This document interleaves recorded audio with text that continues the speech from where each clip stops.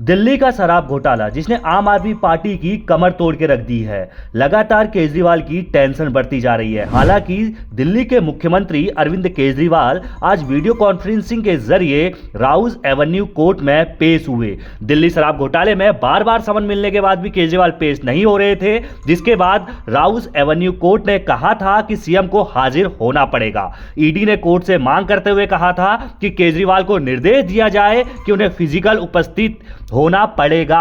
इस पर कोर्ट ने कहा कि उनके वकील पहले ही कह चुके हैं कि वो पेश होंगे और जमानत याचिका भी दायर करेंगे। केजरीवाल ने आज अपनी वर्चुअली पेशी के दौरान कहा कि मैं फिजिकली आना चाहता था, लेकिन अचानक विश्वास प्रस्ताव आ गया। विधानसभा में जैसे कि विश्वास प्रस्ताव पर चर्चा हो रही है, तो विश्वास प्रस्ताव आने की बात कोर्ट से केजरीवाल ने कही। बजट सत्र चल रहा है, 1 मार्च तक चलेगा और इसके बाद कोई भी तारीख दे दीजिए, मैं कोर्ट पर उपस्थित हो जाऊंगा। यह केजरीवाल ने जब वर्चुअली वो पेश हुए तो उस वक्त कहा। उसके बाद कोर्ट ने जो है अरविंद केजरीवाल को पेशी के लिए 16 मार्च की तारीख तय कर दी, यानी कि 16 मार्च को अब अरविंद केजरीवाल फिजिकली कोर्ट में पेश होंगे। ये अरविंद केजरीवाल ने खुद कहा कि मैं आ जाना चाहता था, लेकिन जो बजट सत्र चल रहा है इस वजह से मैं पेश नहीं हो सकता हूं, जिसके बाद कोर्ट ने कहा कि अब आप 16 मार्च को आइए। ईडी के सूत्रों के मुताबिक आज की सुनवाई से अरविंद केजरीवाल को जारी समन पर कोई असर नहीं पड़ेगा। ईडी ने उन्हें 19 तारीख को पेश होने के लिए कहा है। इस बीच अगर ईडी अरविंद केजरीवाल के खिलाफ कोई सख्त कार्रवाई करने का फैसला करती है तो ऐसा करना उनके अधिकार क्षेत्र में है।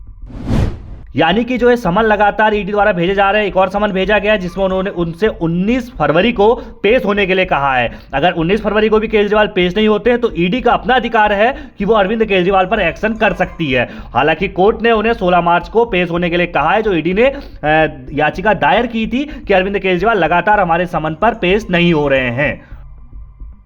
अब आपको पूरा मामला बताते हैं क्या है।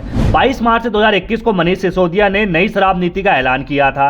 17 नवंबर 2021 को नई शराब नीति यानी एक्साइज पॉलिसी 2021-22 लागू कर दी गई। नई शराब नीति आने के बाद सरकार शराब के कारोबार से बाहर आ गई और शराब की पूरी दुकानें जो है वो निजी हाथों में चली गई। नई नीति लाने के पीछे सरकार का तर्क था कि इससे माफिया राज खत्म होगा और सरकार के रेवेन्यू में बढ़ोतरी होगी।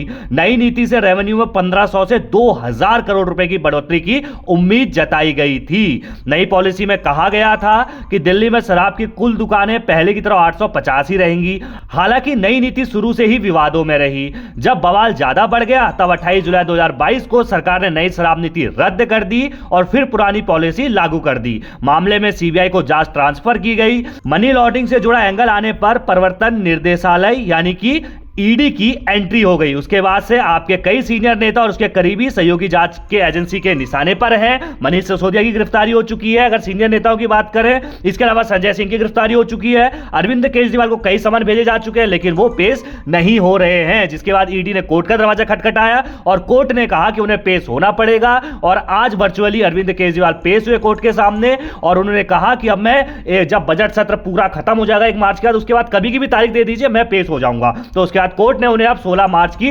तारीख दी है और अभी अरविंद केजरीवाल को उससे पहले 19 फरवरी को ईडी के समन पर पेश होना है। अब देखने वाली बात यह होगी कि 19 फरवरी को ईडी क्या एक्शन लेती है और या फिर 16 मार्च का इंतजार करना पड़ेगा जब कोर्ट के सामने अरविंद केजरीवाल पेश होंगे। धन्यवाद।